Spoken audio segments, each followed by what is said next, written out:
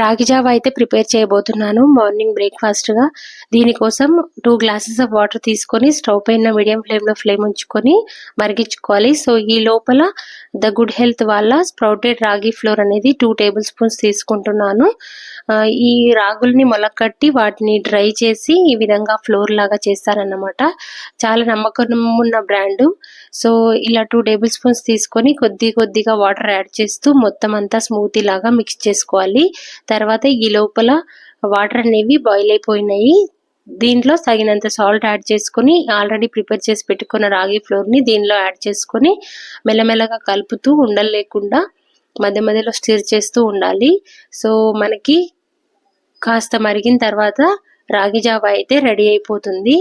చాలా టేస్టీగా ఉంటుంది. హెల్త్కి కూడా చాలా మంచిది. రాగి పిండి అనేది ఐరన్ డెఫిషియన్సీ ఉన్న వాళ్ళకి మంచిది. అదేవిధంగా గ్లూటెన్ అనేది తక్కువగా ఉంటుంది, ఫైబర్ అనేది ఎక్కువగా ఉంటుంది. హెల్త్కి, గట్ హెల్త్కి చాలా మంచిది. తప్పకుండా మార్నింగ్ కాఫీ టీ బదులుగా ఈ రాగి జావాని అయితే తీసుకోవడానికి ట్రై చేయండి. సో డైలీ కాకపోయినా వీక్లీ 3 టైమ్స్ అన్న తీసుకున్నట్టయితే హెల్త్కి చాలా మంచిది.